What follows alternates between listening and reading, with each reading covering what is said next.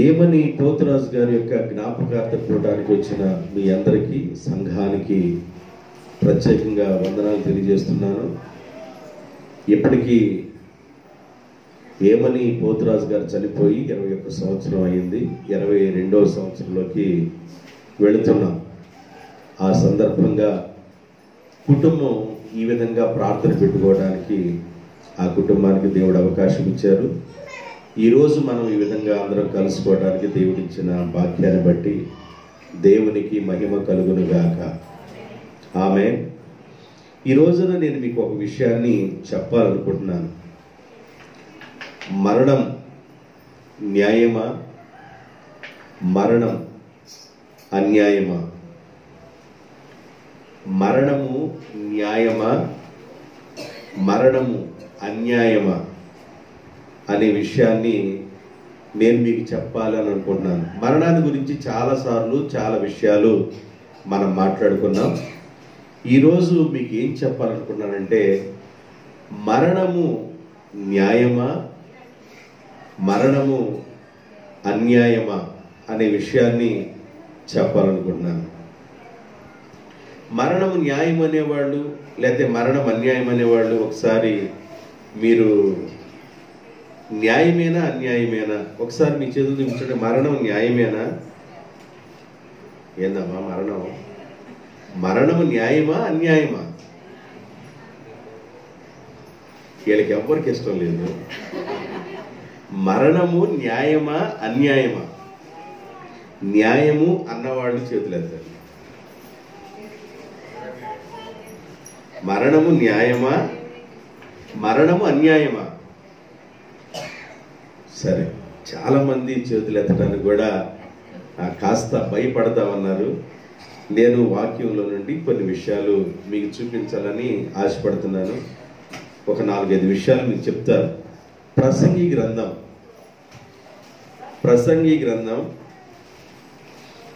1వ అధ్యాయం 5, 6, 7 వచనాలు. సూర్యుడు ఉదయించును, సూర్యుడు ఉదయించును, సూర్యుడు అస్తమించును. తాను ఉదయించు స్థలము మరలా చేరుటకు త్వరపడును. అందరూ చెప్పండి. సూర్యుడు ఉదయించును, సూర్యుడు అస్తమించును. తాను ఉదయించిన స్థలములో మరలా చేరుటకు త్వరపడును. ఒక సందర్భాన్ని ఏమని జ్ఞాపకం చేస్తున్నారంటే, సూర్యుడు ఉదయిస్తాడు, సూర్యుడు అస్తమిస్తాడు. ఇది న్యాయమేనా? ఇంతవరకు అని చెప్పండి. న్యాయం అన్నోడు చేతులు ఎత్తండి. అంతవరకు న్యాయమే. మీరందరూ కరెక్ట్. సూర్యుడు ఉదయించును, సూర్యుడు అస్తమించును. అస్తమించిన సూర్యుడు అలాగే ఉండకుండా మరలా ఉదయించడానికి త్వరపడును. ఇది న్యాయమా అన్యాయమా? సూర్యుడు ఉదయించడం న్యాయమే, సూర్యుడు అస్తమించడం న్యాయమే. సూర్యుడు అస్తమించిన ఆ ప్లేస్ లో ఉండకుండా మరలా ఉదయించడానికి ఏ ప్లేస్ లోకి వచ్చాడో ఆ ప్లేస్ లోకి రావటానికి త్వరపడును. ఏ ప్లేస్ లో నుండి ఉదయించాడో మరలా ఆ ప్లేస్ లోకి వెళ్ళటానికి సూర్యుడు త్వరపడును. మీ అందరికి అర్థమవుతుంది అనుకుంటున్నాను. అసలు మీకు అర్థమైపోయి ఉంటుంది విషయం. సూర్యుడు ఏ ప్లేస్ లో ఉదయించాడో ఆ ప్లేస్ లోకి మరలా వెళ్ళటానికి, అస్తమించిన ఆయన అలాగే ఉండకుండా మరలా ఆ ప్లేస్ లోకి వెళ్ళటానికి మరలా త్వరపడును. మరలా త్వరపడును. మరలా అనేది గుర్తుపెట్టుకోండి. మరలా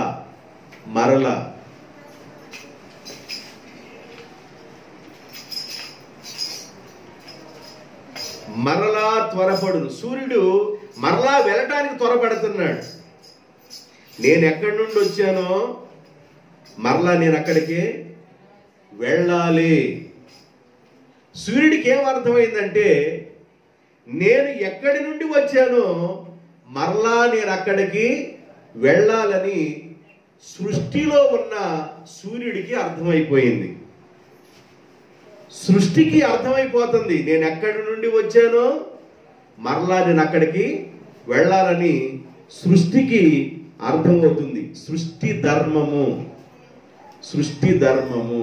సృష్టిలో ఒక ధర్మం ఉందండి. తూర్పులో సూర్యుడు ఉదయిస్తాడు, పరమటిన అస్తమిస్తాడు, మరలా ఉదయానికి మరలా తూర్పుకు వస్తాడు. ఇదేంటంటే దేవుని యొక్క ప్లాన్, దేవుని యొక్క ప్రణాళిక. ఇలా జరుగుతూనే ఉండాలి. ఆయన ఉదయించిన ప్లేస్కి మరలా త్వరగా వెళ్ళటానికి సూర్యుడు చాలా తొందర పడతా ఉంటాడు.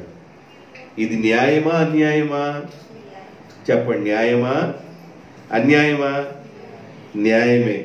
రెండో విషయం, కింద భాగం, గాలి దక్షిణమునకు పోయి ఉత్తరమునకు తిరుగును. ఇట్లు ఉత్తరముకు పోయి దక్షిణమునకు పోయి మరలా ఉత్తరానికి తిరుగును, దక్షిణానికి పోయి మరలా ఉత్తరానికి తిరుగును. ఇది మరలా మరలా ఇలాగే గాలి చేస్తూ ఉంటది, గాలి తిరుగుతూ ఉంటది. గాలి ఏ దిక్కు నుండి ప్రయాణమయ్యి మరలా ఏ దిక్కు నుండి వస్తుందో మరలా ఆ దిక్కుకే వెళ్ళిపోతుంది. గాలి దక్షిణమునికి వెళ్ళును, మరలా ఉత్తరానికి వెళ్ళును, గాలి దక్షిణానికి వెళ్ళును, మరలా ఉత్తరానికి వెళ్ళును. గాలి ఇలా ప్రయాణం చేస్తూనే ఉంటుంది. గాలి ఏ దిక్కు నుండి బయలుదేరి వెళ్ళిందో మరలా ఆ దిక్కు వెళ్ళడానికి గాలి మరలా త్వరపడుతుంది. సృష్టికి అర్థమవుతుంది, నేను ఏ దిక్కు నుండి ప్రయాణమై వచ్చానో మరలా ఆ దిక్కుకి వెళ్ళాలని గాలికి అర్థమవుతుంది. ఏ దిక్కులో ఉదయించి ఏ దిక్కులో అస్తమించాడో మరలా ఉదయించిన ఆ ప్లేస్కి వెళ్ళడానికి సూర్యుడు ఆయన మరలా త్వరపడుతూనే ఉన్నాడు. మూడో విషయంలో అక్కడ రాయబడి ఉంది, నదులన్నీయు. మొన్న సికింద్రాబాద్ లో బలంగా వచ్చింది వర్షం, కార్లు కొట్టుకుపోయే వర్షం. ఎప్పుడు లేదు, కార్లు ఒక కారు మీద ఒక కారు ఎక్కుతుంది, కార్లు కొట్టుకుపోయేంత వర్షం వచ్చింది. ఈ వర్షానికి బయలుదేరుతున్న ఈ నీరంతా నదుల్లోకి వెళ్ళి నదుల్లో ఉన్న వర్షం అంతా సముద్రంలోకి వెళ్ళును. అయితే సముద్రము నిండిపోవటం లేదు. నదులు ఎక్కడి నుండి పారి వచ్చినో మరలా ఎక్కడికే వెళుతుంది. అంటే నదులు ఎక్కడి నుండి పారి వచ్చినాయో మరలా అక్కడికి వెళ్తున్నాయి. అంటే ఈ సముద్రంలో ఉన్న ఈ నీరు సూర్యరశ్మి ద్వారా ఆవిరైపోయి మరలా వెళ్ళిపోయి మరలా ఎక్కడికి వెళుతున్నాయి? నదుల్లోకి వెళుతున్నాయి. నదుల్లో నుండి నీరు బయలుదేరి సముద్రంలోకి వస్తుంది. సముద్రం నిండటం లేదు, మరలా సముద్రంలో నీరు ఆవిరైపోయి మరలా వర్షపు రూపంలో నదుల్లోనికి వస్తుంది. నీటికి అర్థమైంది, నేను ఎక్కడి నుండి వచ్చానో మరలా అక్కడికి వెళ్ళాలి. గాలికి అర్థమైంది, నేను ఎక్కడి నుండి వచ్చానో మరలా అక్కడికి వెళ్ళాలని. సూర్యుడికి అర్థమైంది, నేను ఎక్కడి నుండి ఉదయించానో మరలా నేను అక్కడికి వెళ్ళాలని. సూర్యుడికి, సృష్టిలో ఉన్న సూర్యుడికి అర్థమవుతుంది మరలా ఎక్కడికి వెళ్ళాలో, గాలికి అర్థమవుతుంది మరలా ఎక్కడికి వెళ్ళాలో, నీటికి అర్థమవుతుంది మరలా ఎక్కడికి వెళ్ళాలో. సృష్టి ధర్మంలో ఏది న్యాయమో అది జరిగించుకుంటా వెళ్ళిపోతానే ఉన్నాయి. మీరందరూ ఏమంటున్నారంటే ఇది న్యాయమేను. ఏది న్యాయం? సూర్యుడు తూర్పున ఉదయించడం న్యాయమేను, పడమటన అస్తమించడం న్యాయమేను, మరలా ఆయన త్వరగా వెళ్ళి మరలా తూర్పున ఉదయించడం కూడా న్యాయమేను అంటున్నారు. మీరందరూ ఇది న్యాయమే అంటున్నారు, చాలా మంచిది, ఇది న్యాయమే. గాలి ఏ దిక్కులో నుండి వెళుతుందో మరలా అదే దిక్కుకు మరలా తిరిగి వెళ్ళటానికి గాలి త్వరపడుతుంది. సూర్యుడు త్వరపడుతున్నాడు, నదులు కూడా త్వరపడుతున్నాయి. ఏ దిక్కు నుండి వస్తున్నాయో మరలా ఆ దిక్కుకే వెళ్ళాలని నదులు కూడా త్వరపడుతుంది. సృష్టి తన ధర్మాన్ని తను జరిగిస్తుంది. సృష్టి ధర్మము సృష్టి జరిగిస్తూ ఉంది. ఇది న్యాయమే. మానవుడు ఎక్కడి నుండి వచ్చాడో మరలా అక్కడికి వెళ్ళడానికి మానవుడు తొందరపడుతూనే ఉండాలి. మానవుడు ఎక్కడి నుండి బయలుదేరి వచ్చాడో మరలా అక్కడికి వెళతాడు. కనుక ఉన్న శాశ్వత జీవితంలో నీవేం మంచి పనులు చేయాలనుకుంటావో అవి చేసేయి. నీవు ఎంత మంచి పని చేయాలనుకున్నావో అది చెయ్యి. నీ శక్తికి మించిన మంచి పని ఏదైతే ఉందో అది చెయ్యి. దేవునికి ఇచ్చిన కొద్దిగా కాలంలో, కొంచెము దినాలలో భూమి మీద నువ్వు ఏమైతే చేయాలనుకున్నావో మంచిని అది చెయ్యి. ఒకవేళ భూమి మీద ఏ చెడు నువ్వు చేయాలనుకున్నావో అది చెయ్యి. దేని ప్రతిఫలం అది. ఎక్కడి నుండి వచ్చామో మరలా అక్కడికి వెళతాం కనుక అక్కడ ప్రతిఫలం బయటపడుతుంది. సృష్టి ధర్మం నీకు అర్థమైంది, సృష్టి విషయం నీకు అర్థమైంది.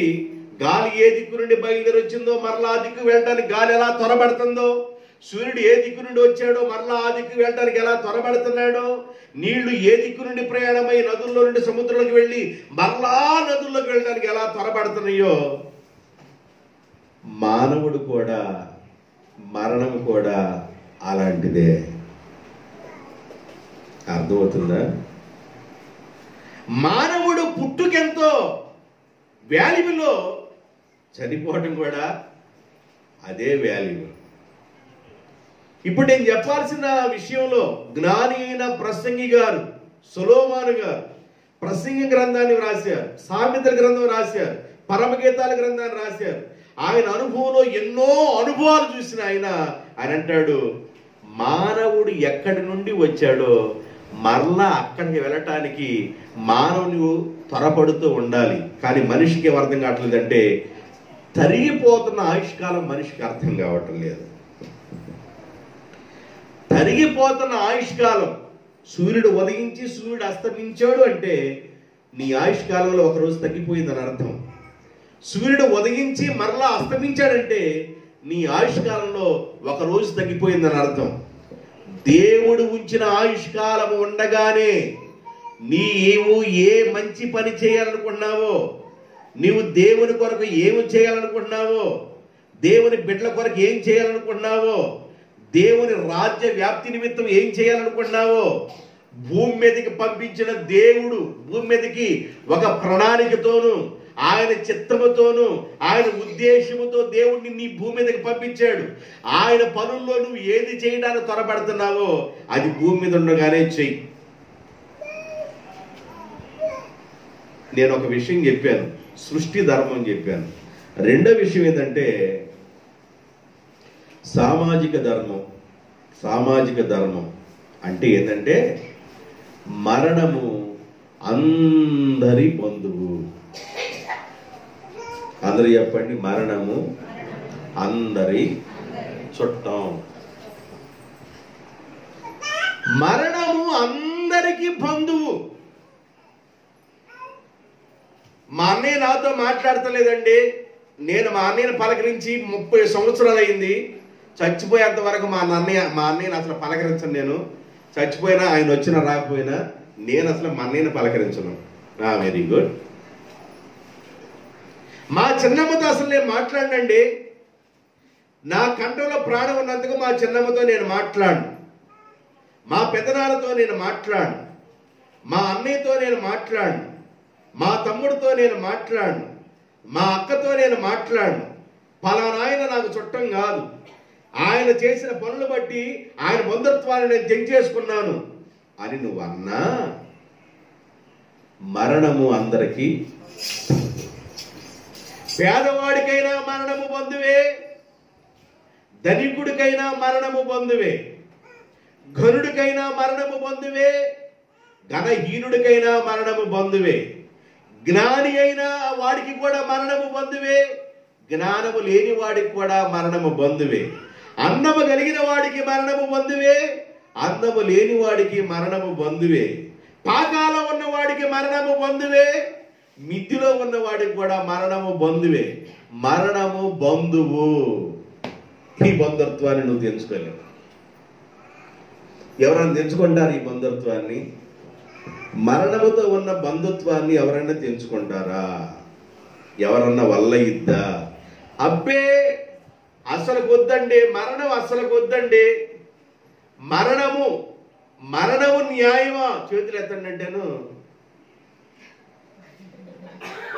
అమ్మో, ఈ క్రిస్మస్ దినాల్లో మరణం న్యాయం అంటాడేంది?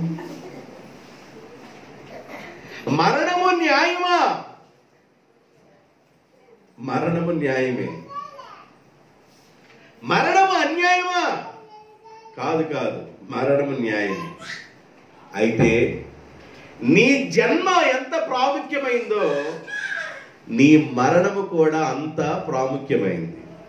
అయితే ఈ భూమి మీదకి పంపించేటప్పుడే దేవుడు ఇంతకాలం నువ్వు ఈ భూమి మీద ఉంటావని ఆయన గ్రంథంలో రాసి ఈ భూమి మీదకి పంపిస్తాడు. పంపించినప్పుడు ఈ భూమి మీద ఉన్న నువ్వేం చేయాలంటే దినమును లెక్కేసుకోవాలి. భక్తుడుగా ఉన్న దావీదు గారు అంటారు, దేవా నా దినమును లెక్కించుట నాకు నేర్పుము. నేను ఎన్ని దినములు ఈ భూమి మీద బ్రతుకుతానో నా దినమును లెక్కించుకోవటం నాకు నేర్పయ్యా.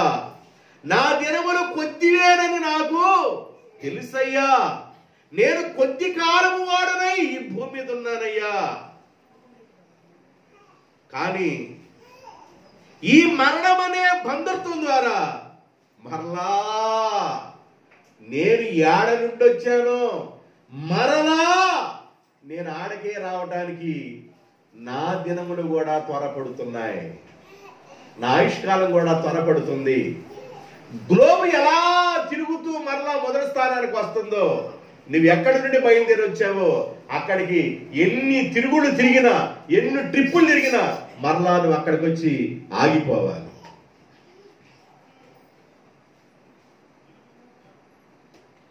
మరణం అనేది అందరికీ బంధు.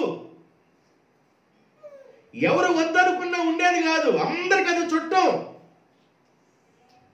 అందుకని భక్తుడు అంటాడు, నరులారా తిరిగి రండి, నీవు మనుషులను మట్టికి మార్చుచున్నావు.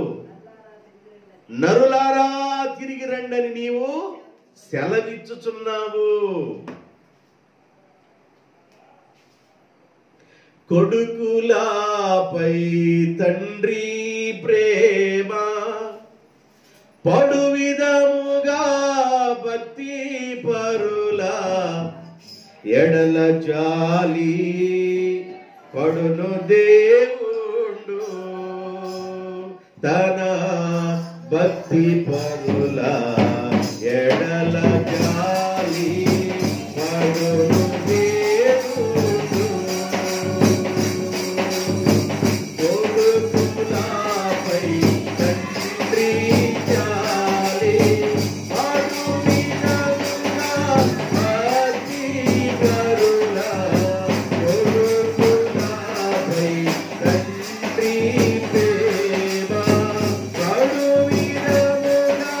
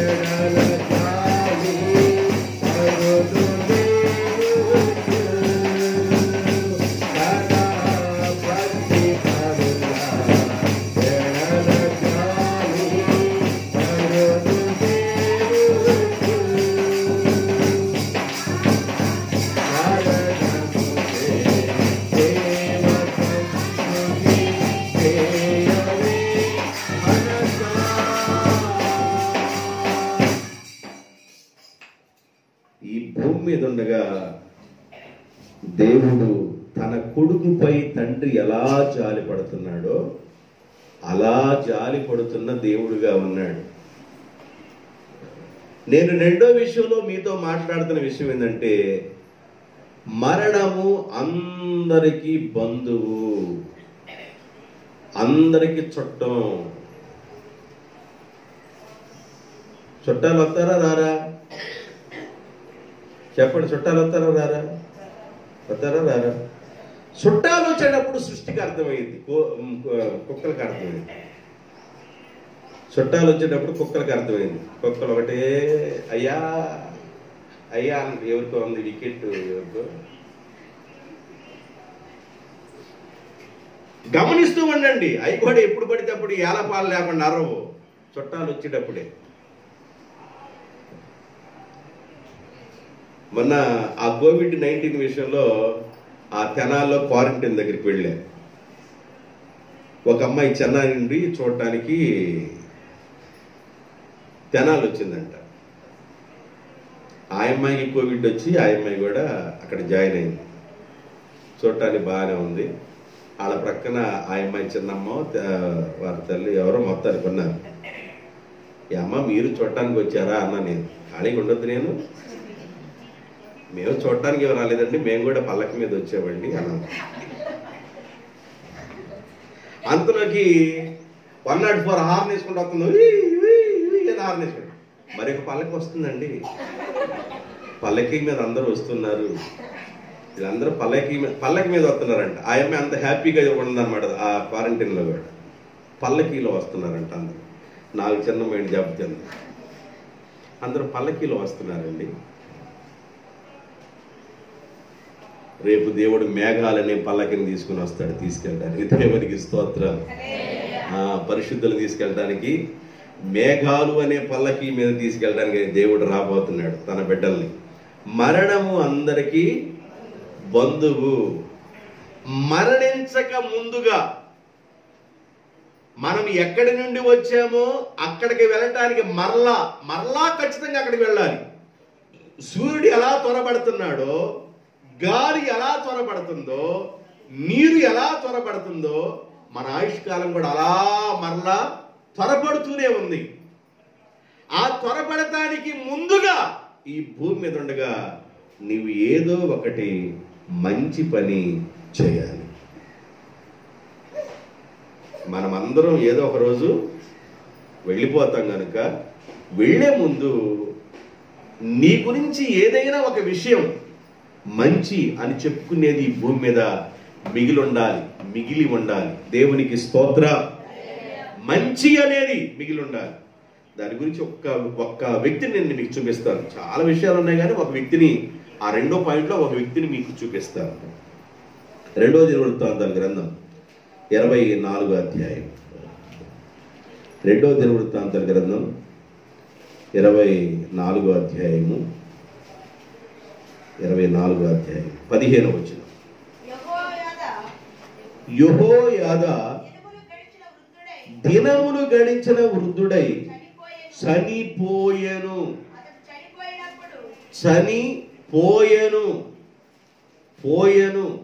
ఆయన చనిపోయినప్పుడు 130 సంవత్సరాల వాడు. అతడు ఇజ్రాయేలీయులలోను దేవుని దృష్టిలోను తన ఇంటి వారి దృష్టిలోను మంచివాడై ప్రవర్తించెను గనుక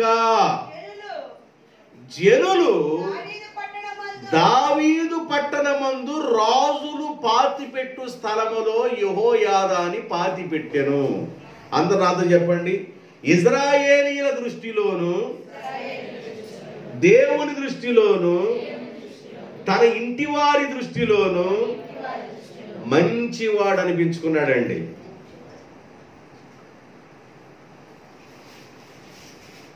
మరణము అనేది అందరికి బంధువు, అందరికి చుట్టం ఏదో ఒక రోజు పలకరించడానికి వస్తాడు. ఆయన పలకరించడానికి వచ్చిన తర్వాత ఇక మిగిలేదేమి లేదు. ఆయన గాని పలకరించాడు అంటే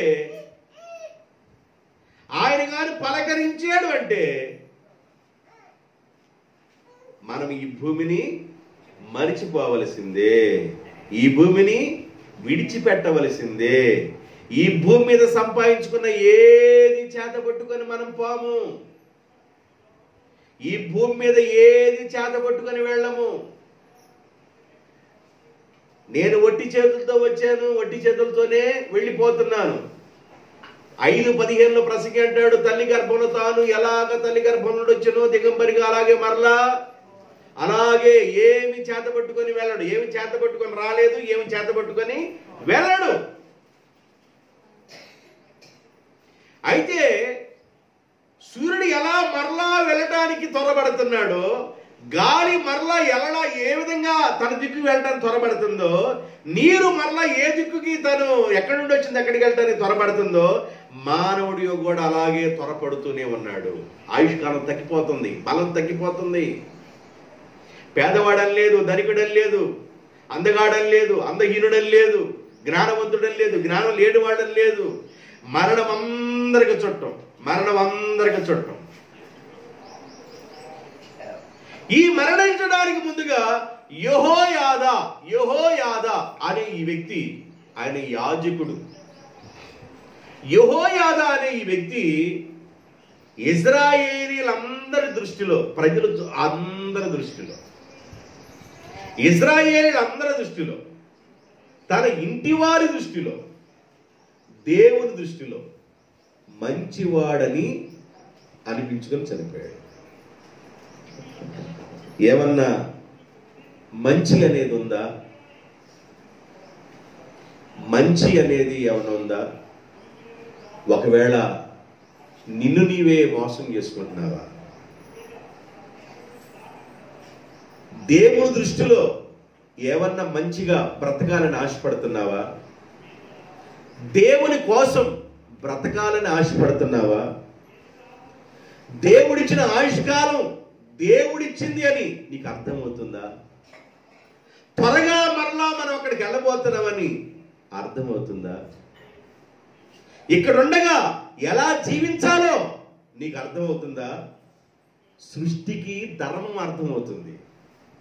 సృష్టికి ధర్మం అర్థమవుతుంది.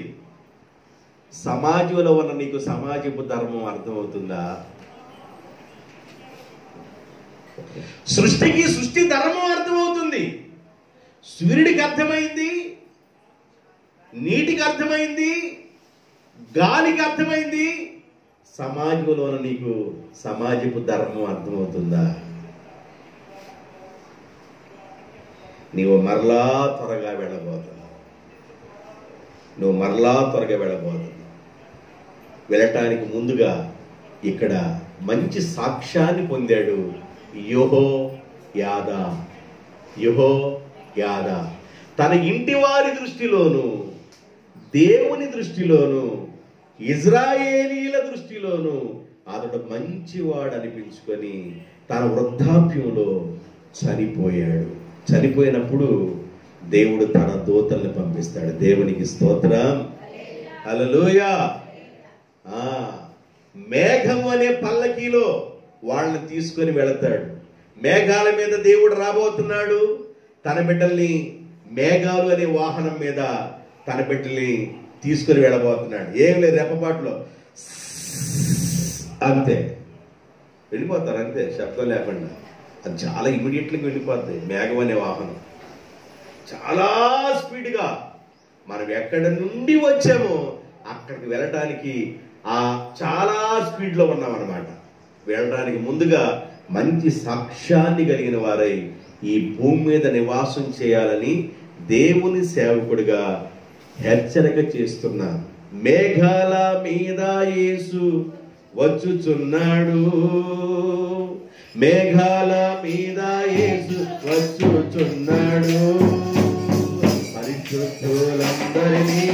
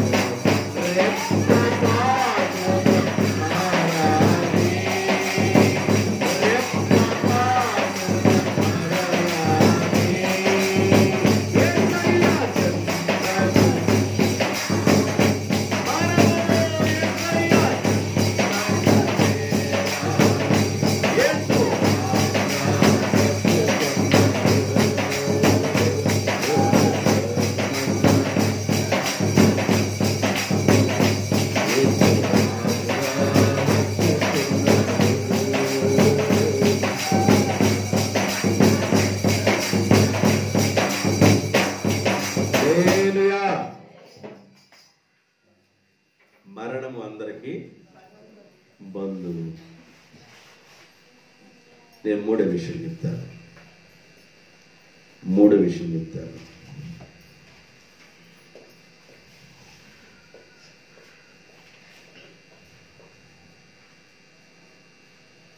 అందమైన రూపం ఒకరోజు కూలిపోతుంది.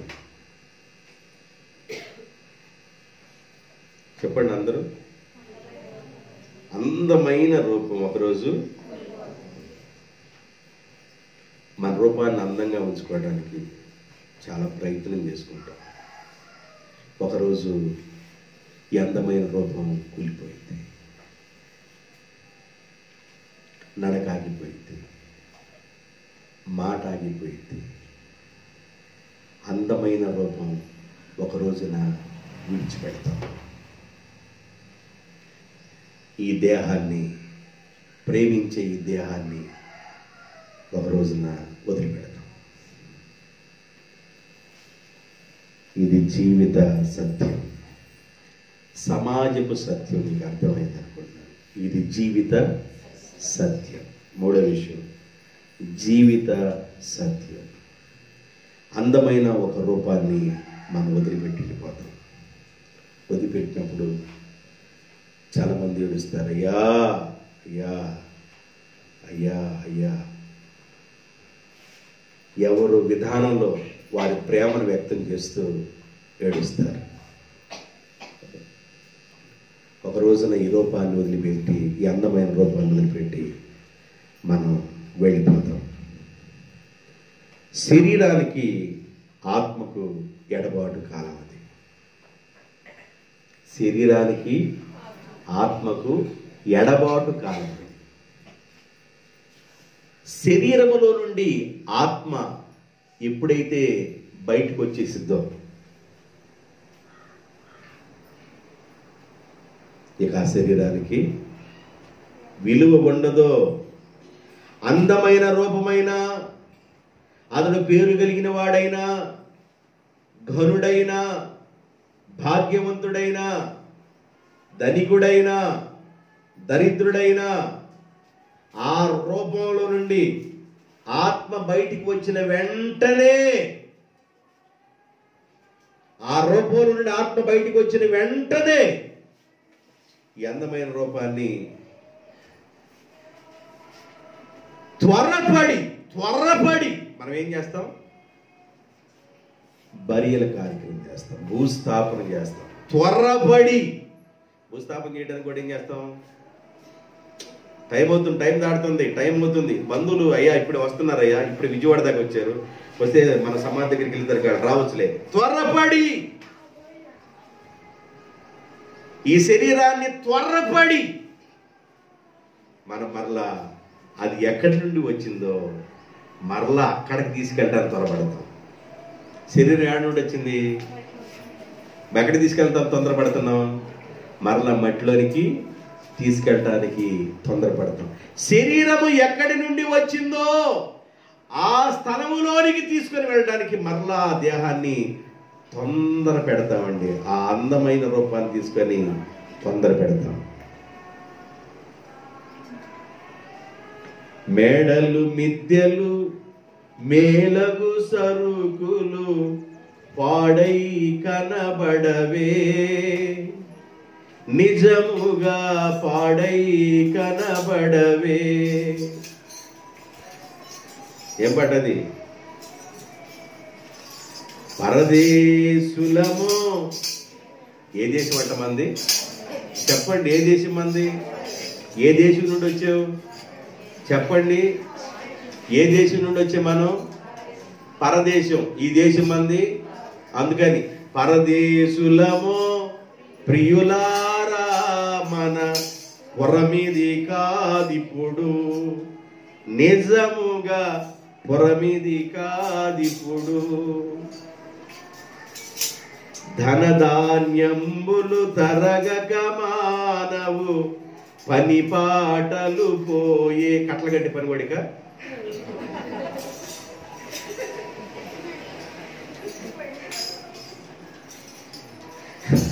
నిజమా కాదండి?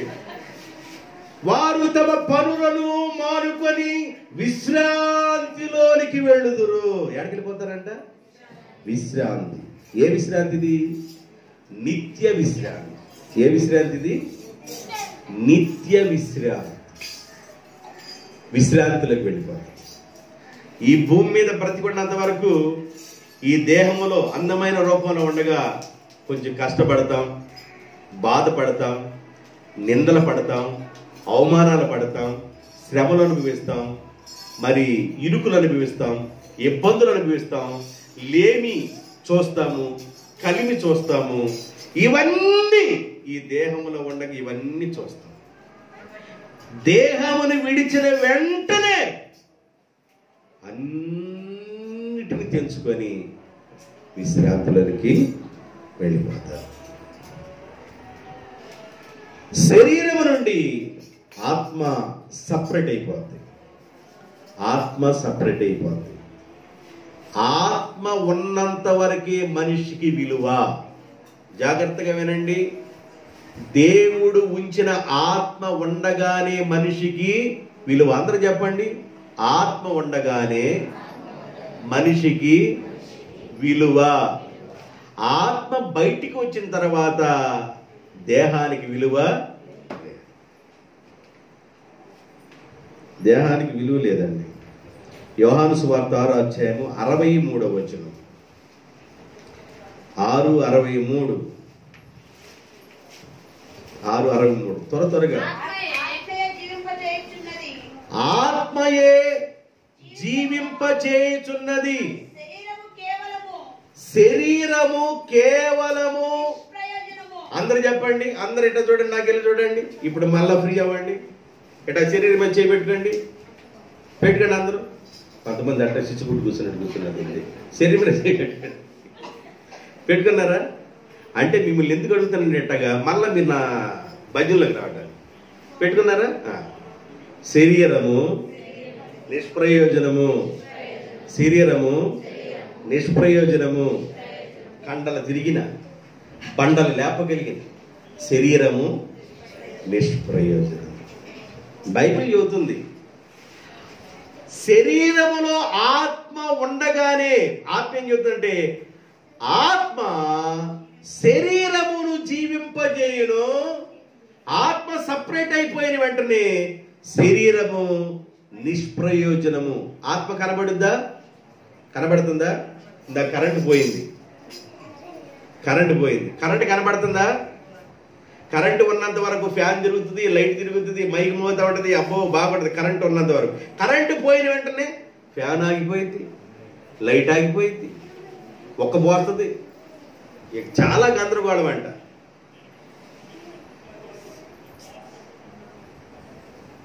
ఆ మధ్య భయస్తుడు ఒకడు అర్ధరాత్రి వేళ 11 గంటల లాస్ట్ పోసుకొస్తున్నాడంట. 11 గంటల లాస్ట్ పోసుకొస్తున్నాడంట. ఆ ఊర్లోకి వెళ్ళాలంటే సమాధుల మీదకి వెళ్ళాలంట. ఆ ఊర్లో వెళ్ళాలంటే దేని మీదకి వెళ్ళాలా? సమాధుల మీదకి వెళ్ళాలంట. ఆ వ్యక్తి 11 ఆడికి మామూలుగా భయం కాదు. ఎందుకో లేట్ అయిపోయింది, లేటుగా వచ్చాడు. సమాధుల మీదకి వెళ్ళాలా. కరెంటు పోయింది ఊర్లో, ఒక్కబోస్తుంది. సమాధులు ఊరు ఆనుకొని ఉంటాయి. ఒకడేం చేశాడంటే వచ్చి సమాధి మీద పడుకొని ఇసురుకుంటున్నాడు. ఊర్లో ఆడికొక్క పోసి సమాధి మీద పడుకొని ఇసురుకుంటున్నాడు. ఆడి సమాధి మీదకి వస్తున్నాడు. ఎవరురా ఈడు ఎక్కడ పడుకున్నాడు? భయం అంటున్నాడు. లోపలొక్క పోసి బయటకు వచ్చాను అన్నాడు. అంటాడు. ఏడొక్క పోసిందంట, లోపలొక్క పోసి బయటకు వచ్చారు అన్నాడంట. వామ్మో, ఇట్లా కూడా బయటకు వస్తారా? లోపలొక్క పోసి బయటకు వస్తారంటే ఆడుతూ లెగెత్తడం. ఆడప్పుడు ఏదో దెయ్యం పడ్డదని ఈ సంబంధం పడుకున్నాడు. ఈడు కూడా లెగెత్తున్నాడు అంటారు. ఇంకేముంది, నన్ను పోటీ గంటలకు వస్తున్నాడు. వాళ్ళకు వీళ్ళకు ఊర్లో రా కరెంట్ వచ్చిందంట. ఓరే నువ్వంటే రాను అంటే లోపలకు పోసింది కదంటే లోపలంటే ఊర్లోరా? లోపలంటే ఊర్లో ఒక పోసిందని లోపలికి వచ్చి బయటకు వచ్చాడు. అర్థమైందా అమ్మా?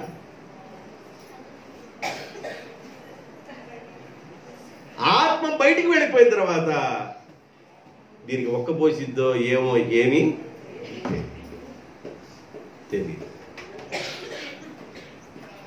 ఆత్మయే జీవింపజేయును. శరీరములో ఆత్మ ఉండగా, శరీరం అనే ఇంటిలో, శరీరం అనే గుడారములో ఆత్మ ఉండగా మనిషి నడుస్తాడు, మనిషి పాడతాడు, మనిషి చప్పలు కొడతాడు, మనిషి మోకరిస్తాడు, మనిషి పనిచేస్తాడు.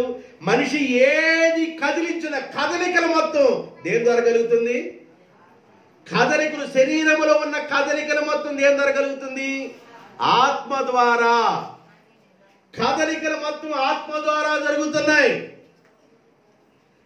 ఈ ఆత్మ బయటికి వెళ్ళిన వెంటనే కదలికలు ఉండవు. ఆత్మ ఉండగానే కదలికలు ఉంటాయి. అందువల్ల ఏం చేయాలంటే ఆత్మ మనలో ఉండగానే కదులుతూ పాడాలి, కదులుతూ చప్పలు కొట్టాలి, దేవుని మహిమపరచాలి. గట్టిగా చప్పలు కొట్టండి అని పాస్టర్ గారు అనాల్సిన అవసరం లేదు. ఆత్మ ఉండగానే అమ్మా ఎందుకు కష్టపడతావు, సుఖపెడతావు అనుకొని గట్టిగా చప్పట కొట్టి దేవుని ఏం చేయాలి? మహిమపరచాలి. అరిసెలు వండుతున్నారండి ఆ మధ్య 2 గంటలు తీసుకుని కూర్చుందాక ఏం చేయాలని? ఎందుకు వస్తాలి? మొత్తం పోయింది, నూనె నిలబడింది. అందుకని ఏం చేస్తారు? 2 గంటలు పెట్టుకొని గట్టిగా వత్తి ఆ వత్తిన అరిసిని అక్కడ వేసింది. 3 రోజులు అయిన తర్వాత ఇటుకరాయిగా వచ్చి మెత్తకుండా వచ్చిన తర్వాత గట్టిగా వత్తి పక్కన. ఆత్మ ఉండగానే నువ్వేం చేయాలి? గట్టిగా దేవునికి స్తోత్రం. హల్లెలూయా చెప్పడం కూడా గట్టిగా చెప్పాలా, చేతులు ఎత్తడం కూడా గట్టిగా ఎత్తాలా. దేవునికి స్తోత్రం చెప్పండి. 2 చేతులు చెప్పండి, 2 చేతులు చప్పట కొట్టండి. అంటే ఇప్పుడు ఏముంది? ఆత్మ మనల్ని కదిలిస్తుంది. జాగ్రత్తగానండి, జాగ్రత్త. మీకు అర్థమైందని చెబుతా, జాగ్రత్తగానండి. ఆత్మ మనల్ని కదిలిస్తుంది కనుక చప్పట్లు కొట్టగలుగుతున్నాం, మాట్లాడగలుగుతున్నాం, నడవగలుగుతున్నాం అందమైన రూపంలో ఉండి. మనమంటే దేవునికి చాలా ఇష్టం అండి. మనమంటే దేవునికి చాలా ఇష్టం. ముక్కు కొరసగా పుట్టిన ఏందన్నమాట చెప్తారా? ముక్కు కొరసగా పుట్టిన, లేదా ముక్కు పొడుగ్గా పుట్టిన, ముఖం తేడాగా ఉన్నా, తేడా లేకపోయినా, నేను వివరించిన యుద్ధం ఇలా చెబుతున్నా. అంటే ఒకవేళ మనుషులకి ఒకవేళ మనం కొంతమంది నచ్చొచ్చు, నచ్చ, మనం అందరం దేవునికి నచ్చుతున్నాం. దేవునికి స్తోత్రం. కారణం ఏంటంటే దేవుని ఆత్మ మనలో ఉంది. దేవుని ఆత్మ మనల్ని నడిపిస్తుంది. దేవుని ఆత్మ మనం చెలింపజేస్తుంది. దేవుని ఆత్మ మన కదలకిస్తుంది. దేవుని ఆత్మ మనల్ని నడిపిస్తుంది. దేవుని ఆత్మ మన పాడిస్తుంది. దేవుని ఆత్మ మన పనులు చేసుకోవడానికి శక్తినిస్తుంది. దేవుని ఆత్మ మనలో ఉండగానే, ఈ గుడారము శిథిలమై పోకుండా ఉండగానే, ఈ గుడారములో దీపం ఉండగానే దేవునిని మహిమపరచుదుముగాక. యేసుకేలు గ్రంథం 3వ అధ్యాయం 19వ వచనం. 3వ అధ్యాయం 19వ వచనం. అయితే నీవు దుర్మార్గుని హెచ్చరిక చేయగా అతడు తన దుర్మార్గత నుండి దుష్క్రియల నుండి మరలని ఎడల మరలుకున్నప్పుడా మరలకపోతున్నా మరలని ఎడల దుర్మార్గుడిని దుష్టుడిని నువ్వు హెచ్చరించినప్పుడు, అయ్యా నీ దుర్మార్గతను మానుకయ్యా, నీ దుష్టత్వాన్ని మానుకయ్యా, నీ పాపాన్ని వదిలిపెట్టినాయనా, నీ బలహీనతలు వదిలిపెట్టినాయనని తను మనం హెచ్చరించినప్పుడు తను మరలని ఎడల తన దోషమును బట్టి మరణమగును గాని నీవు నీవు అనగా బ్రాకెట్లో ఉంది ఆత్మ. ఆత్మ ఆత్మ ఏం చేసింది? ఆత్మ తప్పించుకున్నది. ఆత్మ ఈ శరీరంలో ఉండగానే ఒక దైవజనుడు ఇంకొక వ్యక్తి ఏం చేస్తాడంటే, దుర్మార్గతలో నుండి బయటికి రాయా, దుష్టత్వం నుండి బయటికి రాయా, నీ బలహీనత నుండి బయటికి రాయా అని చెబుతున్నప్పుడు ఒకవేళ వింటే మేలు, వినకపోతే ఆత్మ ప్రమాదంలో ఉంది అని అర్థం. ఎక్కడంట? ఇప్పుడు వినలేదండి, భూమి మీద ధనవంతుడు ఉండగా వినలేదు. ధనవంతుడు ఎక్కడికి వెళ్ళాడు? డైరెక్ట్గా చెప్పండి, ఎక్కడికి వెళ్ళాడు? ఎక్కడికి వెళ్ళాడు? పాతరానికి వెళ్ళాడు. పేద లాజరు ఉన్నాడు, ఆయన మాట విన్నాడు. లాజర్కి ఏమైనా ఆధార్ కార్డులో పేరుంది, ధనవంతుడికి ఏమైనా అసలు పేరే లేదు. బైబిల్ చదువుతుంది, ధనవంతుడు ఒక ధనవంతుడు, పేరు లేదు అక్కడ. ఈయనకి పేరు అన్న ఉంది. ఆయన ఆత్మ డైరెక్ట్ ఎక్కడికి వెళ్ళిపోయింది? ధనవంతుడి ఆత్మ ఎక్కడికి వెళ్ళిపోయింది? పాత్రలకు వెళ్ళింది. ధనవంతుడికి అయ్యా ఇప్పుడు చెప్పండి అయ్యా, వాక్యం వింటానంటే ఇక చెప్పడానికి లేదయ్యా. సరే ఒక పని చేయండి అయ్యా, లాజరు ఉన్నాడు కదా, లాజరు సరే ఏడికి? మా అన్నదమ్ములు భూమి మీద ఉండాలి. లాజరు కానీ ఇల్లేడు అంటే వాక్యం చెప్పాడంటే మా అన్నోళ్ళు నిజంగా మా అన్నోళ్ళు మారు మనసు పొందుతారయ్యా, నాకు వచ్చిన దుస్థితి వాళ్ళకి రాదయ్యా, లాజర్ను పంపండి అయ్యా అన్నాడు. నిజంగా లాజరే గాని ఒకవేళ వాళ్ళ దగ్గరికి కానీ వస్తే వాళ్ళు కూర్చుంటారా? చనిపోయిన వాళ్ళు ఎవరన్నా ఊర్లోకి వచ్చి ఎరా బాబాయ్ ఎట్టగున్నారా అంటే బాబాయ్ బతికుంటాడా?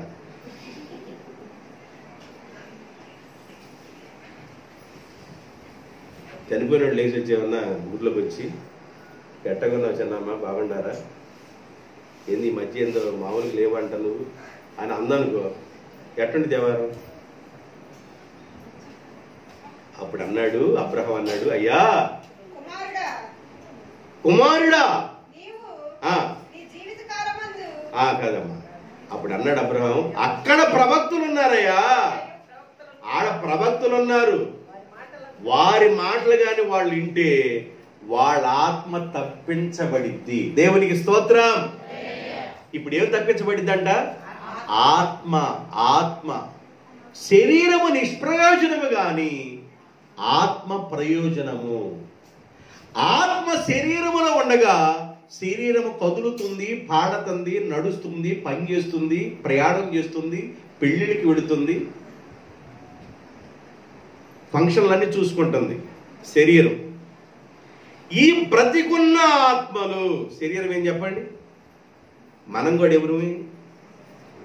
మనం కూడా మనుషులు అనబాకండి, ఆత్మలం అని చెప్పండి. మనం కూడా ఎవరివి? బ్రతికున్న ఆత్మలము. వాళ్ళేమన్నా చనిపోయేను, ఆత్మ పోయేను, ఏడుండి వచ్చిందో మరలా అక్కడికి వెళ్ళటానికి తొందరపడుతుంది ఆత్మ. జ్యోతిమా తొందరపడుతుంది. మనం బ్రతికున్న ఆత్మలము. అవునమ్మా, అర్థమవుతుంది. సులోచన, మనం ఎవరివి? అటు చనిపోయిన ఆత్మలు. మనం ఏమన్నా ఆడు ఆత్మలే, మనం కూడా ఆత్మలే. మనం ఏదన్నా మాట్లాడాలనుకుంటే ఆడ దృష్టిలోకి మనం వెళ్తే మనం మాట్లాడుకోవచ్చు. ఏంది బాబా ఎట్లా వెళ్ళారు ఏంటి సంగతులని. చనిపోయిన ఆత్మలు, మనం బ్రతికున్న ఆత్మలు. మనము ఆత్మలమే, వాళ్ళు ఆత్మలే. ఈ ఆత్మ ఉండగానే శరీరము అటు ఇటు కదులుతుంది, చెలిస్తుంది, నడుస్తుంది, పాడుతుంది, పనిచేస్తుంది. శరీరం నుండి ఆత్మ బయటికి వెళ్ళిన వెంటనే సపరేట్ అయిపోయిన శరీరానికి విలువ లేదు. శరీరంలో ఆత్మ ఉండగానే వాక్యం ప్రకటించినప్పుడు దుర్మార్గంలో ఉన్నావునైనా, దుష్టత్వంలో ఉన్నావునైనా, నువ్వు ప్రమాదంలో ఉన్నావు అని ప్రకటించినప్పుడు వినకపోయినట్లయితే ఆత్మ కూడా ప్రమాదంలో ఉందన. వింటే ఏం జరుగుద్ది? 21:3-21 హెజ్కేలు గ్రంథం. అయితే పాపము చేయవలదని నీతి గలవానిని నీవు హెచ్చరిక చేయగా అతడు హెచ్చరించబడి పాపము చేయక మానిని ఎడల అతడు ఆవశ్యకముగా బ్రతుకును, నీ మట్టుకు నీవును ఆత్మ తప్పించుకొనును. తప్పించబడని ఆత్మ, తప్పించుకునే ఆత్మ. చనిపోయిన వారు ఆత్మలే, బ్రతికున్న మనం కూడా ఆత్మలమే. కాకపోతే శరీరం మనలో ఉంది, శరీరంతో ఉన్నాం కనుక మనం కూడా ఆత్మలమే. ఈ ఆత్మ అనేది నరుని ఆత్మ యెహోవా పెట్టిన, ఈ ఆత్మ అనేది బయటకు వచ్చిన తర్వాత ఈ శరీరానికి విలువ లేదు. ఈ శరీరం ఉండగానే హెచ్చరిక జరుగుతుంది, అయ్యా నువ్వు పాపంలో ఉన్నావు, నువ్వు దుష్టత్వంలో ఉన్నావు. వింటే ఆత్మకు మేలు, వింటే ఆత్మకు ప్రయోజనం, వినకపోతే ఆత్మకు మేలు కాదు. ఈ ఆత్మ ఎక్కడికి వెళ్ళిపోద్ది? నిత్య నరకంలో వెళ్ళింది. అగ్ని ఆరదు, ఆత్మకు చావు లేదండోయ్, ఆత్మకు చావు లేదు. రెండో మరణం, ఆత్మ నిత్య నరకంలోకి వెళ్ళడం అంటే రెండో మరణం. ఫస్ట్ మరణం ఏంటంటే నిద్ర. ఫస్ట్ మరణం ఏంది? ఫస్ట్ మరణం నిద్ర, నిద్రపోతున్నారని అర్థం. ఫస్ట్ మరణం నిద్ర. రెండో మరణంలో పాలు పంపులు పొందకుండా మనం చూసుకోవాలి. శరీరం నుండి ఆత్మ ఎడబాసిందంతే ఫస్ట్ మరణం. రెండో మరణం ఎడబాసిన ఆత్మ మరలా నిత్య నాశనానికి వెళ్లకుండా తప్పించబడాలి, మరలా తప్పించబడాలి. ఎక్కడి నుండి వచ్చిందో ఆత్మ మరలా అక్కడికి వెళ్ళాలి. సూర్యుడు ఎక్కడి నుండి వచ్చాడో మరలా అక్కడికి వెళ్ళడానికి తొందరపడుతున్నాడు. నీరు ఎక్కడి నుండి వెళ్ళియో సముద్రంలోకి మరలా అక్కడికి వెళ్ళడానికి నీరు తొందరపడుతుంది. గాలి ఎక్కడి నుండి వచ్చిందో మరలా అక్కడికి వెళ్ళడానికి గాలి తొందరపడుతుంది. ఆత్మ ఎక్కడి నుండి వచ్చిందో మరలా ఆత్మ అక్కడికి వెళ్ళడానికి సిద్ధపడాలి, సిద్ధపడాలి. దేవునికి స్తోత్రం. సిద్ధపడుమా ఓ సంగమా, సిద్ధపడుమా ఓ సంగమా, క్రీస్తు వచ్చు వేళాయే, క్రీస్తు వచ్చు వేళాయే. సీఎం గారు పాడు.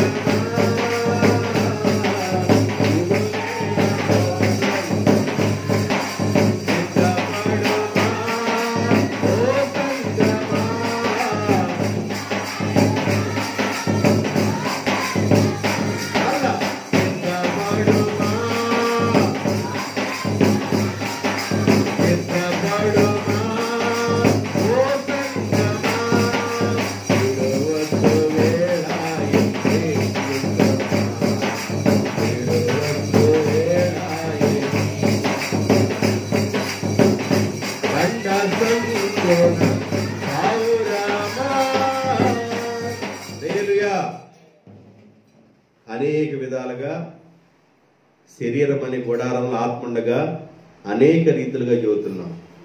నీ బలహీనతలు మానుకొని, నీ వ్యసనాలను మానుకొని నీవు నీతిమంతుడుగా, నీతిమంతురాలుగా తీర్చబడితే ఈ ఆత్మ క్షేమముగా ఉండిద్ది. ఇది జీవిత ధర్మం. ఏ ధర్మం? శరీరము నిష్ప్రయోజనము, ఆత్మ జీవింపజేస్తుంది ప్రయోజనము. ఆత్మ అనేది పవర్, అది కరెంట్ లాంటిది అన్నమాట, పవర్ లాంటిది. ఆత్మ ఉండగానే ఈ శరీరం అనే ఈ దేహాన్ని కదిలింపజేస్తుంది ఆత్మ, నడిపేస్తుంది ఆత్మ. ఈ పవర్ గాని బయటకు వస్తే ఫ్యాన్ ఆగిపోయినట్లుగా, లైట్ ఆగిపోయినట్లుగా నడక ఆగిపోయింది, మాట ఆగిపోయింది, మన రూపం మారిపోయింది. 4 విషయం చెప్తారు, జాగ్రత్తగా వినండి. 4 విషయాలు చెబుతాను అన్నాను ముచ్చటగా, జాగ్రత్తగా వినండి. ఒక 5-10 నిమిషాలు వాక్యం చేస్తారు. ఈ దేహము నీకు ఎక్కడ నుండి వచ్చింది? అందరూ చెప్పండి. నీ దేహం నా దేహం అనమాకండి. ఈ దేహము ఎక్కడి నుండి వచ్చింది? నాలుగో మాట, ఈ దేహము ఎక్కడి నుండి వచ్చింది? ఈ దేహం ఎక్కడి నుండి వచ్చింది?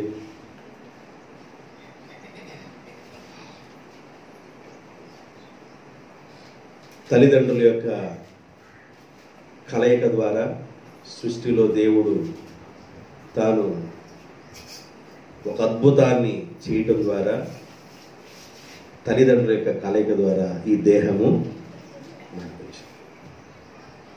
బైబిల్ ఏం చెబుతుందంటే, యోబు గ్రంథం 10వ అధ్యాయం 10వ వచనంలో ఏం రాయబడిందంటే, ఒకడు తల్లి గర్భంలో పాలు పోసినట్లు పోసి జున్నుగడ్డను పేరబెట్టినట్లు పేరబెట్టి దానికి నరములను మాంసమును ఎముకలను ఇచ్చి జీవింపజేసిన వాడు సంధించిన వాడివి నీవు కదా. యోబు గ్రంథం 10:10లో ఉంటుంది. పాలు పోసినట్లు తల్లి గర్భంలో ఒకడు పాలు పోసినట్లు పోసి జున్నుగడ్డను పేరబెట్టినట్లు నీవు నన్ను తల్లి గర్భంలో జున్నుగడ్డను పేరబెట్టినట్లు పేరబెట్టింది కదా. ఆ జున్నుగడ్డకి చర్మముతోను మాంసముతోను నీవు నన్ను కప్పితివి, ఎముకలతోను నరములతోను నన్ను సంధించితివి, జీవమును అనుగ్రహించితివి. ఏమిచ్చాడంట? తల్లి గర్భంలో ఎంత జాగ్రత్తగా సృష్టి ధర్మం, సమాజ ధర్మం, జీవిత ధర్మం. ఏమండి, ఇది ఈ కలయిక ఎలాగొచ్చిందంటే, దేవుడే తల్లి గర్భంలో పాలు పోసినట్లు పోసి జొన్నిగడ్డను పేరబెట్టినట్లు పేరబెట్టి దాని మాంసాన్ని, శరీరాన్ని, నరాల్ని, ఎముకల్ని ఇవన్నీ ఇచ్చి జీవమును జీవమును జీవమును నరుని ఆత్మ యెహోవా పెట్టిన దీపం, ఆయన నాసికారంధ్రములోని జీవవాయువును వదగా మనుషుడు జీవించు ఆత్మ, జీవించు ఆత్మయను ఆయన ఆత్మను ఉంచాడు అన్నమాట. ఆయన ఆత్మ ఉండగానే గర్భంలో కదులుతూ ఉంటారు. ఆత్మ ఉంటే కదులుతూ ఉంటారు పిల్లలు. ఎలిజబెత్ అని మరియమ్మ కలుసుకోవడానికి పలకరించడానికి బంధువుగా వెళ్ళినప్పుడు గర్భంలో ఉన్న శిశువు గంతులు వేసాను. గర్భంలో ఉన్న శిశువు కదలిక. అమ్మా, ఏంది ఇటు పక్క తంటున్నట్టున్నాడే, నీళ్ళు పోసుకున్న అమ్మాయి అంటది, ఇటు పక్క తంతున్నట్టున్నాడు, ఇది ఇటు తల వెళ్తుందంట. అర్థమవుతుందా? చూడు, తల్లి గర్భంలో ఎంత జాగ్రత్తగా ఆ పిండం కదులుతుందో. ఆత్మ లేకపోతే పిండం కదలిక అయిపోయింది. తల్లి గర్భంలో ఉన్న ఆ చిన్న రూపానికి దేవుడు ఆత్మ పెట్టాడు కనుక ఆ పిండం కదులుచూ ఉంది.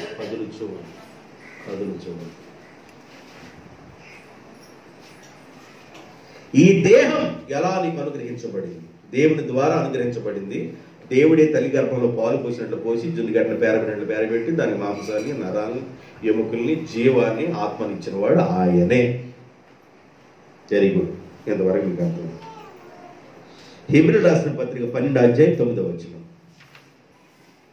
12:9.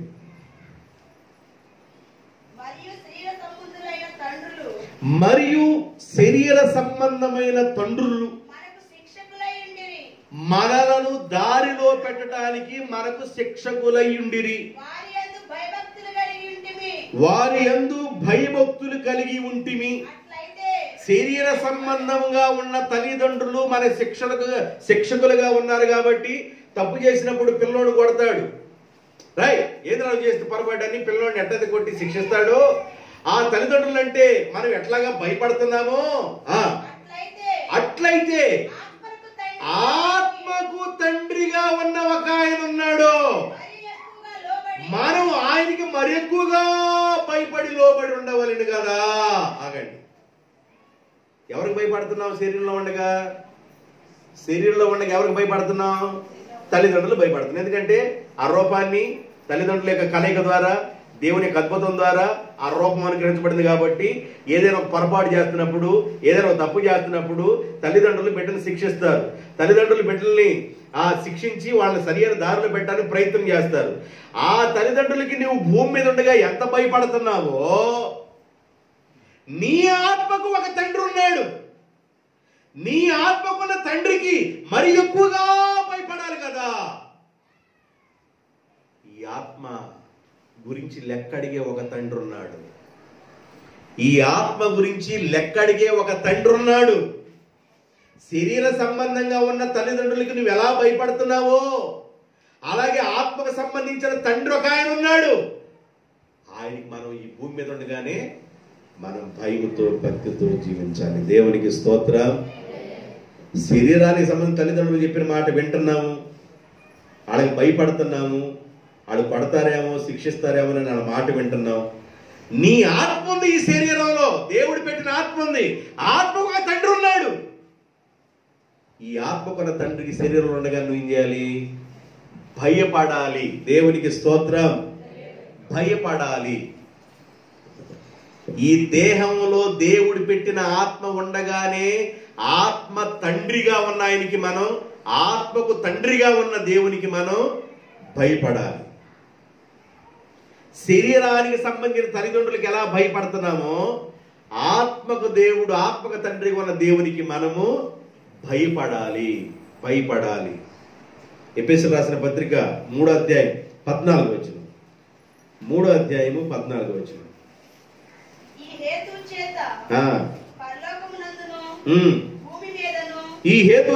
పరలోకమందును భూమి మీదను ఉన్న ప్రతి కుటుంబము ఏ తండ్రిని బట్టి కుటుంబము అని పిలువబడుతుందో, భూమి మీద ఉన్న కుటుంబము ఏ తండ్రిని బట్టి కుటుంబం అని పిలువబడుతుందో ఆ తండ్రి ఎదుట మీరు మోకాళ్ళు అని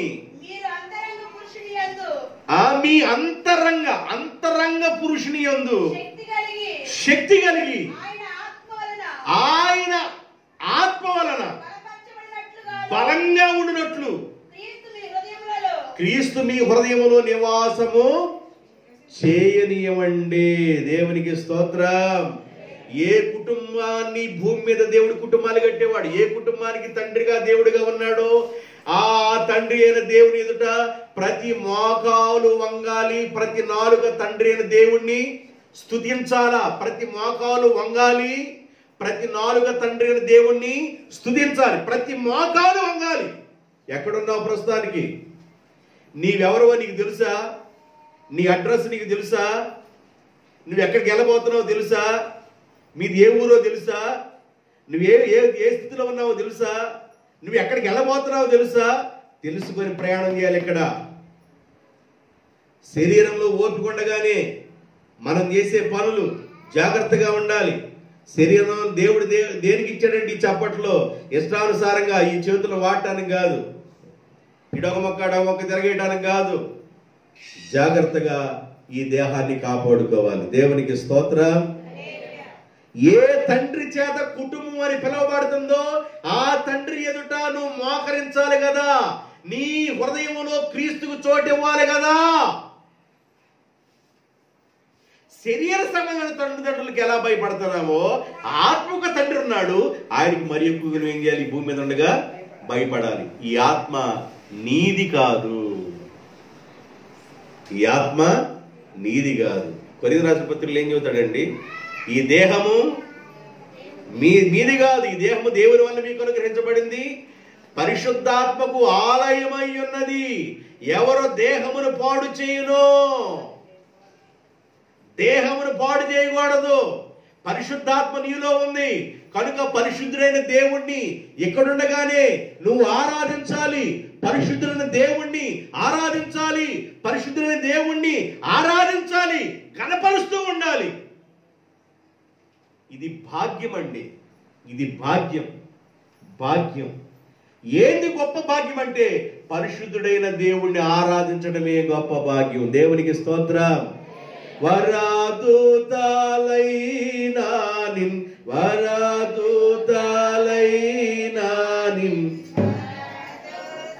లైనానిన్ ధార్ని పదగునా పరిశుద్ధ పరిశుద్ధ పరిశుద్ధ ప్రభువా పరచుత లైనానిన్ ధార్ని పదగునా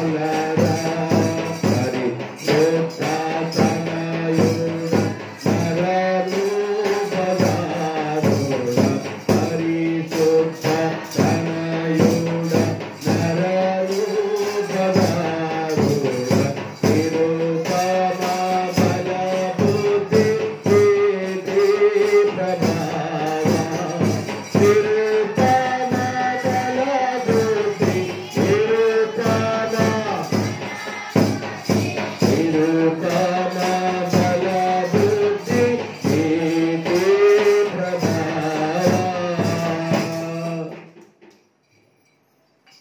పరిశుద్ధుడైన దేవుణ్ణి ఎడుండగానే మనం ఆరాధించాలి, మోకరించాలి, ఆయన్ని మన హృదయంలో చేర్చుకోవాలి. దేవుడు పెట్టిన ఆత్మ మన హృదయంలో ఉంది. ఆ ఆత్మలో ప్రభువుని చేర్చుకోవాలి. శరీరానికి తండ్రికి ఎట్లాగా మనం భయపడి లోబడి జీవిస్తున్నామో ఆత్మకు ఒక తండ్రి ఉన్నాడు.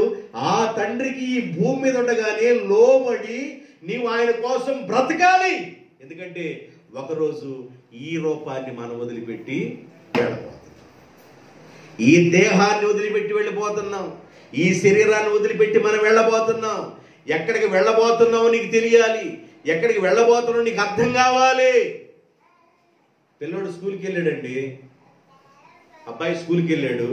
8 గంటలకు అయిపోద్ది స్కూలు, 4:30కి అయిపోయింది. 5 గంటలకు అబ్బాయి రావాలి, రాలేదు అబ్బాయి.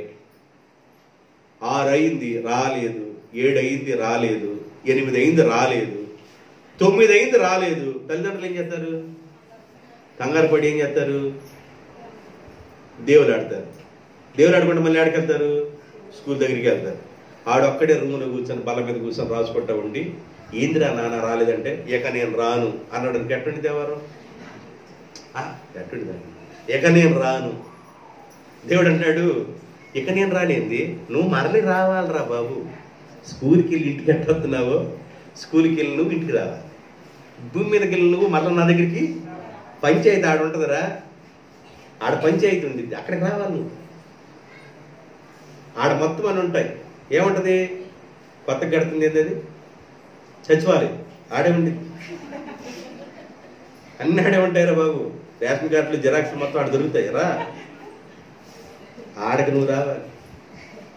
అన్ని పంచాయతీలు ఆడే ఉంటాయి. స్కూల్కి వెళ్ళి రానంటే ఏంది? రానన్నాడంటే ఏంది? మదన్న స్తంభించు, మదన్న పోయి ఉండాల. మనం యాడ నుండి వచ్చామో ఆడికి 4 విషయాలు మీకు అర్థమైంది. 4 విషయాలు అర్థమైంది. 5వ విషయం క్లుప్తంగా చెప్తాను. యేసు ప్రభు 2020 సంవత్సరాల క్రితం వచ్చాడు. 2020 సంవత్సరాల క్రితం యేసు ప్రభు వచ్చి తండ్రి పని మీద నేను ఉన్నానని వాళ్ళ అమ్మతో చెప్పి, వాళ్ళ అమ్మతో ఏం చెప్పాడంట? నేను నా తండ్రి పని మీద ఉన్నాను అని చెప్పి యేసు ప్రభు తండ్రి పని చేస్తూ, రోగులను బాగు చేస్తూ, దయ్యాల్ని వెళ్ళగొడుతూ, చీకటి ప్రపంచంలో ఉన్న ఆత్మల్ని వెలుగులోకి తీసుకొస్తూ సువార్త పనిచేసి ఆయన గొర్రెలకు మంచి కాపరిగా ఉండి మంచి కాపరి గొర్రెల కొరకు ప్రాణం పెట్టినట్లుగా ఆయన ప్రాణం పెట్టి ఇవన్నీ చేయటానికి ముందుగా 33.5 సంవత్సరాల ఆ కాలంలో 30 సంవత్సరాల బాప్తిజం పొందాడు. ఏం చేశాడండి ఆయన? బాప్తిజాన్ని పొందాడు. యేసు ప్రభు బాప్తిజాన్ని పొందాడు. బాప్తిజం పొంది 3.5 సంవత్సరాలు సేవా పరిచర్య చేసి ఆ సేవా పరిచర్యలో బలమైన యోధుల్ని మరి శిష్యులు తయారు చేసి ఆ శిష్యులకి దేవుడు తన కృపనిచ్చి వాళ్ళని బలపరిచి సేవ ప్రబలమయ్యేటట్లుగా ఎన్నో గొప్ప అద్భుతాల్ని వాళ్ళకి ముందుగా ఉండి నేర్పించి చేసి అన్ని చూపించి ఆయన అంటాడు, తండ్రి నేను ఎక్కడి నుండి వచ్చానో మరలా నేను అక్కడికి వస్తానయ్యా. 13:3 యోహాను సువార్త 13:3 తండ్రి తన చేతికి సమస్తమును అప్పగించినని యేసు ప్రభు దేవుని యొద్ద నుండి బయలుదేరి వచ్చినని మరలా ఈ భూమి మీద పని ముగించుకొని మరలా దేవుని దగ్గరికి వెళ్ళవలసి ఉన్నదని యేసు ఎరిగి 3.5 సంవత్సరాల ఆఖరి రోజున 7వ మాటగా చెబుతున్నాడు శిలువ మీద, తండ్రి నా ఆత్మను నీ చేతికి అప్పగించుకొనుచున్నా, సమాప్తమాయెను. నా ఆత్మ నీ చేతికి అప్పగిస్తున్నాను నాయనా, నీ పని చేశానయ్యా, నీ పని చేశాను నాయనా. నీవు పిలిచిన పనికి ఆ పనిని ముగించుకొని మరలా నేను నీ దగ్గరికి వస్తున్నా, మరలా నేను నీ దగ్గరికి వస్తున్నా అని ఆఖరిలో ఏం చేశాడంటే, నా ఆత్మను నీ చేతికి అప్పగించుకోవచ్చు. నేను వాక్యాన్ని ముగించబోతున్నాను. ఎక్కడి నుండి వచ్చామో మనం అక్కడికి వెళ్ళాలి. సూర్యుడు ఎక్కడి నుండి ఉదయించాడో మరలా అక్కడికే వెళ్ళాలి. అస్తమించిన దగ్గర ఉండడు, మరలా ఉదయించిన దగ్గరికి వెళ్ళడానికి ఎట్లా తొందరపడుతున్నాడో, నదుల్లోని నీరన్నీ సముద్రంలోకి వెళ్ళిపోయి మరలా నీరు సూర్యరశ్మి ద్వారా ఆవిరైపోయి మరలా నదుల్లోకి వెళ్ళడానికి ఎట్లా తొందరపడుతున్నాయో, గాలి ఏ దిక్కు నుండి వచ్చిందో మరలా దిక్కుకి వెళ్ళడానికి ఎలా తొందరపడుతుందో, నువ్వు ఏడుండి వచ్చావో ఆడికి వెళ్ళబోతున్నావు. నీకు అర్థమవుతుందా? నీకు అర్థమవుతుందా? అర్థమైతే నమ్మి బాప్తిజం పొందు. బాప్తిజం పొందిన నీవు రక్షింపబడతావు. దేవుని కొరకు ఇక్కడ ఒక మంచి బ్రతుకు.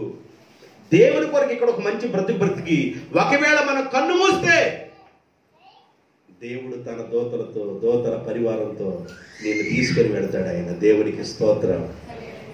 నిన్ను చాలా గౌరవంగా చూస్తాడు. లో భూమి మీద నా కొరకు నమ్మకంగా జీవించిన వ్యక్తి యోబు. యోబు గురించి తెలుసా? ఎంత యథార్థవంతుడో అని టెస్ట్ మనీ చెప్తాడు ఆయన, సాక్ష్యం ఇస్తాడు ఆయన, నీ గురించి సాక్ష్యం ఇస్తాడు ఆయన. పరలోకపు దేవుడు సాక్ష్యం చెప్పే కోణంలో నీవు భూమి మీద ఎదగాలి. అన్ని మంచి చేయలేకపోవచ్చు, కొన్ని అన్న దేవుని సంబంధించి మంచి చేయడానికి ప్రయత్నం చేయి. చివరిలో ఆయన పలికే ఏంటంటే, భళా భళా భళా నమ్మకమైన మంచి దాసుడా. నా కొరకు జీవించావు కదా, నమ్మకంగా ఉన్నావు కదా, నీ ఆత్మను కాపాడుకున్నావు కదా, నేను నీళ్ళు పెట్టిన ఆత్మను కాపాడుకున్నావు కదా, నమ్మకంగా ఉన్నావు కదా, ఇదిగో నిన్ను నేను ఈ పట్టణాల మీద అధికారిగా నియమిస్తున్నానని దేవుడు ప్రమోషన్ ఇస్తాడు. ఆ మధ్య హైదరాబాద్ వెళ్తే పిల్లలు ఎంతమంది అని అన్నారు. పిల్లలు 2 అన్నారు. అమ్మాయికి మ్యారేజ్ అయిందయ్యా అన్న, అబ్బాయి డిగ్రీ చదువుతున్నాడు అన్న. ప్రమోషన్ వచ్చిందా అన్నారు. నన్ను ప్రమోషన్ రావటం ఏందన్న, తాతయ్య అయ్యావా అవలేదా అన్నాడు. ఎప్పుడో వచ్చింది ప్రమోషన్ అన్న. నేను ప్రమోషన్ రావడం ఎప్పుడో వచ్చింది ప్రమోషన్ అన్న. అర్థమైందా? ప్రమోషన్ ఎప్పుడో వచ్చింది. ప్రమోషన్ దేవుడు అక్కడ ఒక ప్రమోషన్ ఇస్తాడు మనకి. దేవునికి స్తోత్రం. ఒక ప్రమోషన్ ఇస్తాడు. ప్రమోషన్ కోసం ఏడుండగానే సిద్ధపడు. ఆయన నిన్ను మెచ్చుకునే పాడంలో ఎక్కడుండగానే జీవించాలి. అర్థమైందా? నీ ఆత్మను కాపాడుకో, నిన్ను కాపాడుకో, దేవుడు ఆశీర్వదిస్తాడు. ఏమని పోతురాజు గారు చనిపోయిన ఆ ప్రభు దగ్గరికి వెళ్ళాడని నమ్ముతున్నాం. ఆయన విడిచిపెట్టిన కుటుంబాన్ని, కామేశ్వరమ్మను ప్రేమించిన కుమారులు బొడ్డయ్య, అలాగే హనుమంతుడు, కుమార్తెలు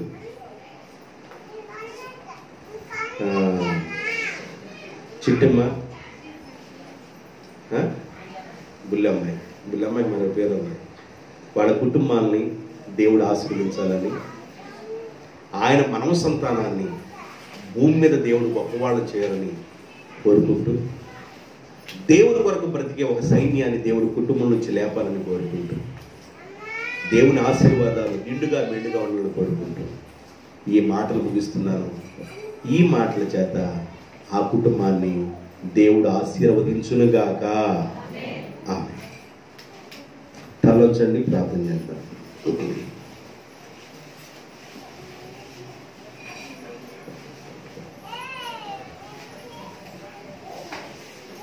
మోకరించండి, చిన్న ప్రార్థన చేద్దాం. ఒక్క నిమిషం చాలా సమయంలో వాక్యాన్ని విన్నాం. ఒక నిమిషం మోకరించి నిన్ను నీవు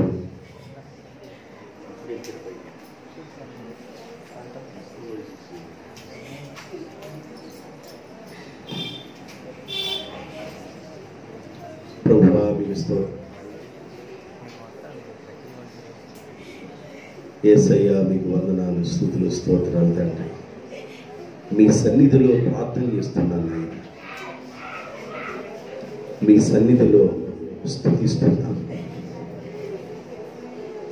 పరలోకపు మంచి దేవ, పరిశుద్ధమైన దేవ,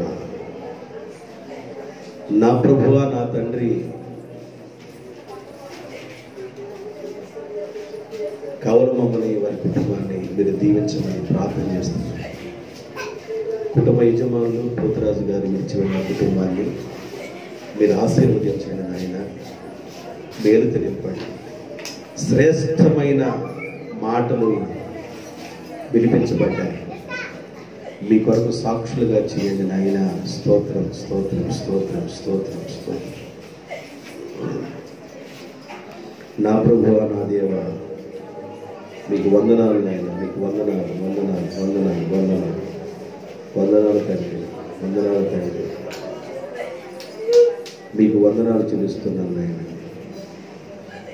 అయ్యా మీకు స్తోత్రాలు, స్తోత్రాలు, స్తోత్రాలు.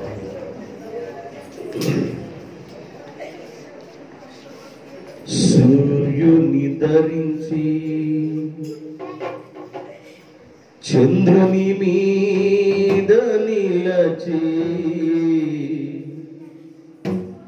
ఆకాశములో కనిపించే ఈమె ఎవరు? వర్షం అందరూ ఆరాధించండి. సూర్యుని ధరించి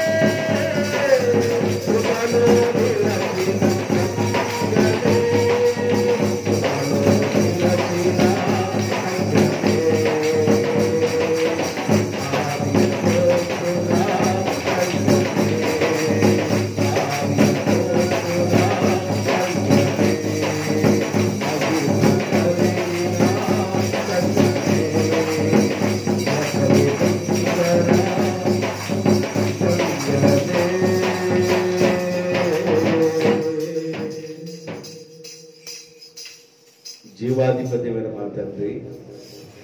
నమ్మకమైన సృష్టికర్త, మీ పాదములకు స్తుతులు స్తోత్రాలు. ఒకరోజు నీ అందమైన శరీరాన్ని మేము విడిచిపెట్టబోతున్నాం. గనులైనా గణహీనులైనా, పేదవాళ్ళైనా గొప్పవాళ్ళైనా, ధనికులైనా దరిద్రులైనా, పేరు కలిగిన వారైనా పేరు లేని వారైనా, జ్ఞానం కలిగిన వాడైనా జ్ఞానం తక్కువ వాడైనా, ఒక రోజున ఈ దేహాన్ని మేము విడిచిపెట్టడం ఖాయం. ఈ శరీరాన్ని జీవింపజేస్తున్న ఆత్మను మేము కాపాడుకోవడానికి, ఆత్మకు తండ్రి అయిన మీకు నమ్మకంగా బ్రతకటానికి, సృష్టికర్త మీకు నమ్మకంగా జీవించడానికి కృప దయచేయండి. మేము ఎక్కడి నుండి వచ్చామో, మేము ఎక్కడికి వెళ్ళాలో మేము ఎరిగి ప్రయాణం చేయడం నేర్పించాలి. దుర్మార్గతలో నుండి, పాపాల నుండి, దుష్టత్వం నుండి బయటకు మీ పిల్లలు నడిపించబడుదురుగాక. మీ కొరకు జీవించే సైన్యాన్ని లేపండి. నమ్మి బాప్తిజం పొంది మీ కొరకు సాక్షులుగా ఉండే భాగ్యాన్ని దయచేయండి.